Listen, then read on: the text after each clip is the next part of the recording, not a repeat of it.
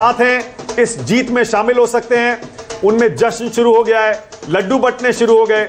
अब कांग्रेस 58 पर आ गई है हरियाणा में, और ये 55 का आंकड़ा आपको सरप्राइज करता है जम्मू कश्मीर में, और 30 पर है एनसी और कांग्रेस 25 पर, यानी जम्मू भी बीजेपी के हाथ से जम्मू बीजेपी के हाथ से निकल रहा है, क्योंकि यदि कांग्रेस 25 पर आ रही है तो वो जम्मू में बहुत अच्छा किए बिना यहां पर नहीं पहुंच सकती। देखिए, मैं पहले भी कह रहा था कि ये चुनाव जम्मू कश्मीर में एनसी वर्सेस बीजेपी है। एनसी को वहां पर सरकार बनाने का मौका मिले नहीं मिले, इस पर चुनाव हो रहा है, इसलिए वो वहां पर वैली में तो उनका पूरा का पूरा काम होना ही है। जम्मू के लिए आपको याद हो कि उमर अब्दुल्ला साहब ने 4 दिन पहले जब इलेक्शंस हो रहे थे उससे पहले कहा था कि राहुल जी आप जम्मू जाइए, वैली को छोड़ दीजिए, तो क्योंकि उनका फोकस था कि कांग्रेस जो है जम्मू में ठीक से कर ले तो बेहतर होगा।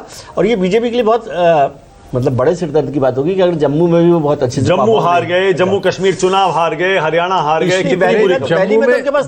जम्मू में लोकसभा में भी कांग्रेस ने बहुत वृद्धि की थी अपने, लेकिन सीटें दोनों बीजेपी ने जीती। सीट भले जीती, लेकिन बीजेपी के 4 लाख के वोटों से जीतने वाली सीट 1-1 लाख पे आ गई थी। लेकिन तो जम्मू में था कि बीजेपी को अच्छा प्रदर्शन कर पाएगी, शायद जम्मू में करेगी। हरियाणा में मुख्यमंत्री सैनी को छोड़कर सारे के सारे मंत्री पीछे चल रहे हैं। बीजेपी की हरियाणा सरकार के सारे मंत्री अपनी सीट पर पिछड़ रहे हैं, और बुरी खबर आ रही है बीजेपी के लिए हरियाणा से, सारे मंत्री पीछे, सिर्फ लाडवा से नायब सिंह सैनी आगे हैं। इससे आप अंदाजा लगा लीजिए हरियाणा में कैसे कांग्रेस की फिलहाल आंधी चलती हुई शुरुआती रुझानों में दिखाई दे रही है। ये आंधी नहीं तो और क्या है राजीव, 78 सीटों में से 58 पर कांग्रेस है। अगर अगली 12 सीटों में इसी प्रपोर्शन में कांग्रेस बढ़ती है तो 65 तक चली जाएगी। देखिए, कांग्रेस पार्टी हरियाणा में कंफर्टेबली गवर्नमेंट बनाएगी। अब ये सीटों का ऊपर नीचे कितना होगा मुझे नहीं मालूम। मैंने पहले दिन कहा था कि 46 से उसकी शुरुआत होगी।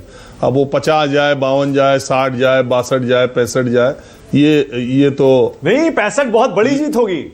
65 तो 65 जा भी सकती है, ऐसा नहीं है कि नहीं जा सकती है। लेकिन नायब सिंह सैनी भी पीछे हो गए मेरा, इसलिए ये मुख्यमंत्री और सारे मंत्री पीछे बीजेपी के। आपको बार बार कह रहा हूं कि लाडवा सीट पर आप नजर रखिएगा, लाडवा और अंबाला कैंट दोनों ही इतना आसान नहीं।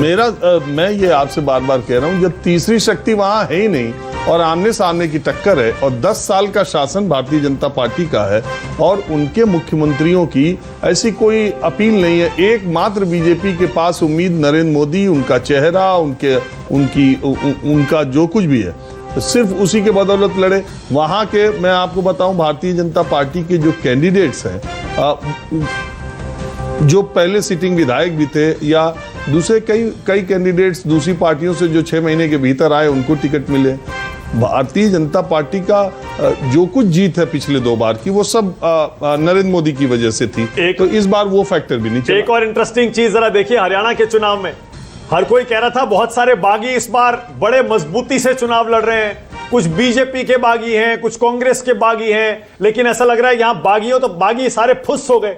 एक सिर्फ गोपाल कांडा आगे चल रहे हैं इंडिपेंडेंस में, बाकी सबको कांग्रेस ने साफ कर दिया, ऐसा लग रहा है। कांग्रेस की आंधी चल रही है।